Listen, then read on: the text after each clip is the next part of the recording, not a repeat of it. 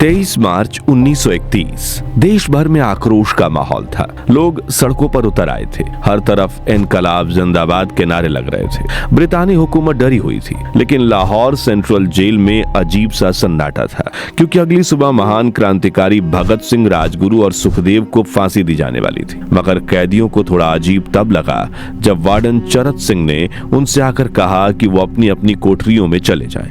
हैरान होकर कैदी पूछने लगे कि क्यों इतना जल्दी, अभी तो शाम भी नहीं हुई है। तब चरत सिंह के मुंह से सिर्फ एक वाक्य निकला, आदेश ऊपर से है। ये हर किसी के मन में काफी गहरे सवाल खड़े कर रहा था, लेकिन वो समझ पाते कि आखिर माजरा क्या है उससे पहले ही जेल का नाई बरकत हर कोठरी के सामने से गुजरते हुए ये फुसफुसाते हुए गुजरा कि भगत सिंह, राजगुरु और सुखदेव को फांसी कल नहीं बल्कि आज रात दी जाने वाली है। लेकिन सवाल यह था कि अक्सर फांसी सुबह को दी जाती है, तो इस मामले में अंग्रेजों ने रात को फांसी देने का फैसला क्यों किया? कैसे थे भगत सिंह के वो आखिरी 24 घंटे जब वो जान चुके थे कि अब इस दुनिया को अलविदा कहने का वक्त आ चुका है? क्यों 23 मार्च की रात अंग्रेजी अफसरों ने अपनी ही जेल के पीछे की दीवार तोड़ी और भगत सिंह के शव के साथ वो कौन सी बदसलूकी की गई जिसके बारे में सुनकर आज भी भारतीयों की रूह कांप जाती है। जानेंगे शहीद आजम भगत सिंह के आखिरी 24 घंटों की रोंगटे खड़ी कर देने वाली कहानी आज के इस वीडियो में। 7 अक्टूबर 1930 अंग्रेजी हुकूमत के एक स्पेशल ट्राइब्यूनल ने अंग्रेजी अफसर जेपी सॉन्डर्स की हत्या से जुड़े लाहौर कॉन्स्पिरेंसी केस में भगत सिंह, सुखदेव थापर और शिवराम राजगुरु को फांसी की सजा सुनाई, जिसकी तारीख मुकर्रर की गई 24 मार्च 1931। तय तारीख से एक दिन पहले यानी 23 मार्च की सुबह लाहौर षड्यंत्र केस में जूनियर डिफेंस काउंसिल के तौर पर काम करने वाले और भगत सिंह के वकील प्राणनाथ मेहता भगत से आखिरी बार मिलने पहुंचे।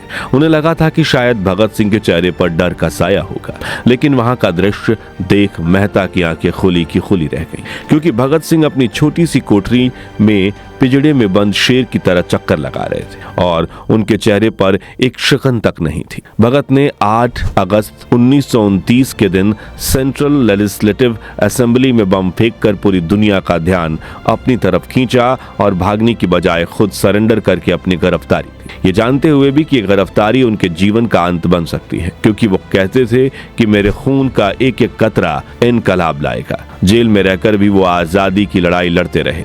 उन्होंने सबसे पहले भारतीय और अंग्रेज कैदियों के बीच हो रहे भेदभाव के खिलाफ आवाज उठाई और 64 दिन भूख हड़ताल की। इस दौरान उन्होंने 300 से अधिक किताबें भी पढ़ी और करीब 2 साल जेल में रहकर उन्होंने इस मुश्किल तरीन जिंदगी में खुद को ढाल दिया था। मेहता ने देखा उनकी कोठरी नंबर 14 का फर्श पक्का नहीं था, उस पर घास उगी हुई थी। कोठरी में बस इतनी सी जगह थी कि उनका 5 फुट 10 इंच का शरीर बमुश्किल उसमें लेट पाए, लेकिन भगत को इन चीजों से कोई फर्क नहीं पड़ता था। उनके जीवन का सिर्फ एक मकसद था, आजादी, लेकिन अपनी नहीं मुल्क की। भगत सिंह को मेहता की मौजूदगी का एहसास हो जाता है। वो एक बड़ी मुस्कुराहट के साथ उनका स्वागत करते हैं। मेहता उनसे उनका हाल पूछने की कोशिश करते हैं, लेकिन भगत का सवाल था, आप मेरी किताब रिवोल्यूशनरी लेनिन लाए हैं या नहीं? जब मेहता ने उन्हें किताब दी तो वो उसे उसी समय पढ़ने लगे, मानो उनके पास अब ज्यादा समय न बचा हो और ये किताब पढ़ना शायद उनकी आखिरी ख्वाहिश थी। मेहता कुछ देर खड़े रहे और फिर उन्होंने भगत से पूछा, क्या आप देश को कोई संदेश देना चाहते हैं? तो भगत सिंह ने किताब से मुंह हटाए बगैर कहा, सिर्फ 2 संदेश, साम्राज्यवाद मुर्दाबाद और इनकलाब जिंदाबाद। इसके बाद भगत सिंह ने मेहता से कहा, वो पंडित नेहरू और सुभाष बोस को मेरा धन्यवाद पहुंचा दे, जिन्होंने मेरे केस में गहरी रुचि ली थी। उस वक्त मेहता के सामने जिंदगी की बंदिशों से आजाद और आने वाली मौत से बेखौफ एक ऐसे शख्स की तस्वीर थी जिसने अपने डर पर काबू पा लिया था। उस दिन के बाद मेहता जब भी वो दृश्य याद करते उनके रोंगटे खड़े हो जाते। भगत सिंह से मिलने के बाद मेहता राजगुरु से मिलने उनकी कोठरी पहुंचे। राजगुरु के अंतिम शब्द थे, हम लोग जल्द मिलेंगे। वहीं सुखदेव ने मेहता को याद दिलाया कि वो उनकी मौत के बाद जेलर से वो कैरम बोर्ड ले लें जो उन्होंने उन्हें कुछ महीने पहले दिया था। इधर लाहौर सेंट्रल जेल के बाहर क्रांतिकारियों की संख्या बढ़ती जा रही थी। हर तरफ इनकलाब जिंदाबाद के नारे लग रहे थे और ब्रिटिश हुकूमत के कुछ विशेषज्ञों ने कहा कि कल सुबह ये भीड़ 5 लाख से भी अधिक की होगी। जो सुनकर पूरी ब्रितानी हुकूमत के पैरों तले जमीन खिसक गई और उन्होंने भगत सिंह, राजगुरु और सुखदेव को तय समय से 12 घंटे पहले यानी 23 मार्च 1931 की शाम 7 बजे ही फांसी देने का फैसला कर लिया और ये बात उन तीनों को भी बता दी गई। उस वक्त भगत सिंह मेहता द्वारा दी गई किताब के कुछ पन्ने ही पढ़ पाए थे। उनके मुंह से निकला, क्या आप मुझे इस किताब का एक अध्याय भी खत्म नहीं करने देंगे? अंग्रेज सरकार ने लाहौर सेंट्रल जेल में भगत सिंह और उनके साथियों पर निगरानी रखने के लिए अपने जिन नुमाइंदों को तैनात किया था, वो नुमाइंदे भी हुकूमत की इस गिरी हुई हरकत की वजह से अपने ही नजरों में गिरा हुआ महसूस कर रहे थे। वो इस बात से शर्मसार थे कि वे भारतीय होने के बावजूद अपनी नौकरी के लिए इस महान देश के साथ ऐसा विश्वासघात करने जा रहे हैं। लाहौर जेल के ज्यादातर कैदी वो क्रांतिकारी थे जो आजादी के संघर्ष में ब्रितानी हुकूमत के सामने लड़ते हुए गिरफ्तार हुए थे।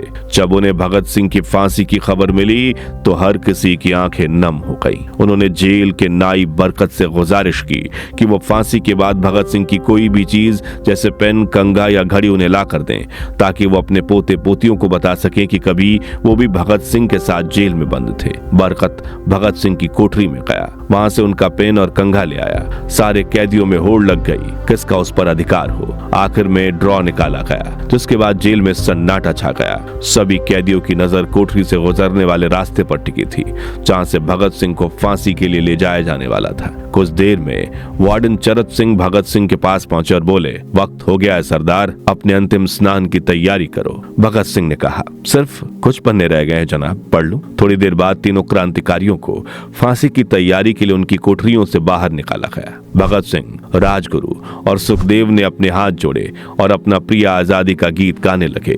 कभी वो दिन भी आएगा कि जब आजाद हम होंगे, ये अपनी ही जमीन होगी, अपना आसमां होगा। फिर इन तीनों का एक एक करके वजन लिया गया, अंतिम स्नान करवाया गया और फिर उनको काले कपड़े पहनाए गए, लेकिन फिलहाल उनके चेहरे खुले रहने दिए गए। वार्डन चरत सिंह भगत सिंह की शख्सियत से मुतासिर भी थे, उनके लिए फिक्रमंद भी।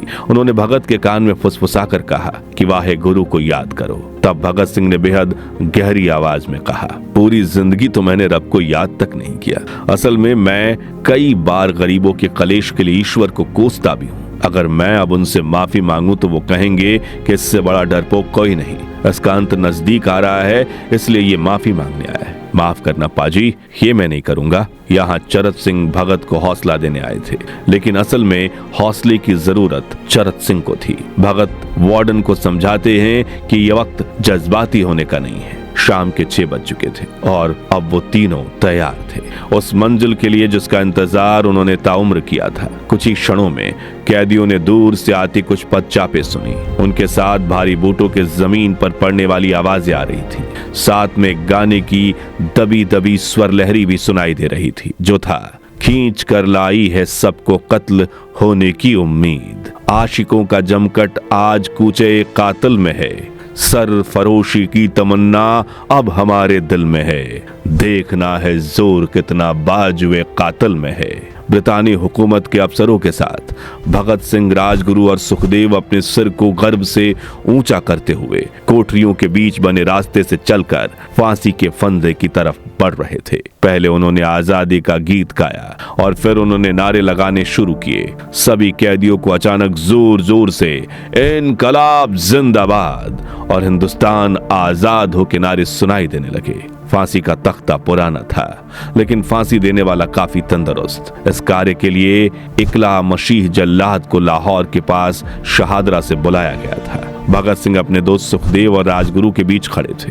तभी जेलर ने उनसे उनकी आखिरी ख्वाहिश पूछी तो तीनों क्रांतिकारियों ने एक दूसरे को आखिरी बार गले लगाने की मांग रखी। जेलर ने तीनों के हाथ खुलवाए और उन्होंने एक दूसरे को गले से लगाया। भगत सिंह अपनी मां को दिया गया वो वचन पूरा करना चाहते थे कि वो फांसी के तख्ते से इनकलाब जिंदाबाद का नारा लगाएंगे और उनके साथ राजगुरु और सुखदेव ने भी इनकलाब जिंदाबाद का नारा लगाना शुरू किया। लाहौर जिला कांग्रेस के सचिव पिंडी दास सोंधी का घर लाहौर सेंट्रल जेल के बिल्कुल लगे हुए था। भगत सिंह ने इतनी जोर से इनकलाब जिंदाबाद का नारा लगाया कि उनकी आवाज सोंधी के घर तक सुनाई दी। देखते ही देखते जेल के दूसरे कैदी भी नारे लगाने लगे। तीनों युवा क्रांतिकारियों के गले में फांसी की रस्सी डाल दी गई। उनके हाथ और पैर बांध दिए गए। तभी जल्लाद ने पूछा, सबसे पहले कौन जाएगा? सुखदेव ने सबसे पहले फांसी पर लटकने की हामी भरी। जल्लाद ने एक एक कर रस्सी खींची, उनके पैर के नीचे लगे तख्तों को पार कर हटा दिया। इस तरह शाम के 7:33 पर इन तीनों क्रांतिकारियों को फांसी दे दी गई। काफी देर तक उनके शव तख्तों से लटकते रहे। अंत में उन्हें नीचे उतारा गया। वहां मौजूद डॉक्टरों लेफ्टिनेंट कर्नल जे नेल्सन और लेफ्टिनेंट कर्नल NS सोंधी ने उन्हें मृत घोषित किया। इस तरह भारत की ये 3 वीर स्वतंत्रता की लड़ाई लड़ते शहीद हो चले।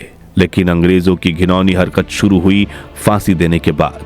दरअसल पहले योजना थी कि इन सब का अंतिम संस्कार जेल के अंदर ही किया जाएगा, लेकिन फिर ब्रितानी अफसरों ने जेल के बाहर देखा, जहां इस वक्त हजारों की भीड़ जमा थी। उन्हें यह डर लगने लगा कि जेल से धुआं उठते देख बाहर खड़ी भीड़ जेल पर हमला कर सकती है। इसलिए आखिर में यह फैसला हुआ कि रात के समय जेल के बाहर गुपचुप तरीके से अंतिम संस्कार किया जाएगा। अब रात के अंधेरे में चोरी छुपे इस घिनौनी हरकत को अंजाम दिया गया। जेल की पिछली दीवार को तोड़ा गया ताकि किसी की नजर न पड़े और उसी रास्ते एक ट्रक अंदर लाया गया। फिर भगत सिंह, सुखदेव और राजगुरु के शवों को तख्ते से उतारकर बेहद अमानवीय तरीके से टुकड़ों में काटा गया, बोरों में भरा गया और घसीटते हुए ट्रक में फेंक दिया गया, जैसे वो इंसान नहीं कोई सामान हो। ट्रक तेजी से रावी नदी की तरफ बढ़ा, लेकिन वहां पानी कम था, इसलिए रास्ता बदलकर सतलज की ओर ले जाया गया। सबसे दर्दनाक बात यह थी कि उनके परिवारों को इसकी भनक तक नहीं लगने दी गई। सब कुछ गुप्त रूप से निपटाया जा रहा था। मंथन नाथ गुप्ता अपनी किताब history of Indian revolutionary movement में लिखते हैं कि सतलज के किनारे 2 पुजारी पहले से मौजूद थे। जल्दबाजी में तीनों के शव को चिता पर रखकर आग लगा दी गई, लेकिन जैसे ही भोर होने लगी अंग्रेज घबरा गए। उन्हें डर था कि उठता धुआं लोगों को शक में डाल देगा, इसलिए अजले शव को चिता से हटाकर सीधे नदी में फेंक दिया गया और वो वहां से भाग निकले। मगर कहानी यहीं खत्म नहीं हुई। जैसे ही पुलिस गई, आसपास के लोग पानी में उतर गए। उन्होंने अजले अवशेषों को बाहर निकाला, पूरे सम्मान के साथ दोबारा अंतिम संस्कार किया। इस तरह इन वीरों का 2 बार दाह संस्कार हुआ, एक अंग्रेज की जल्दबाजी में, दूसरा जनता के प्यार और सम्मान के साथ। अगले दिन पूरा लाहौर ठहर गया। शहर में हड़ताल रही। नीला गुंबद से एक विशाल शोक जुलूस निकला।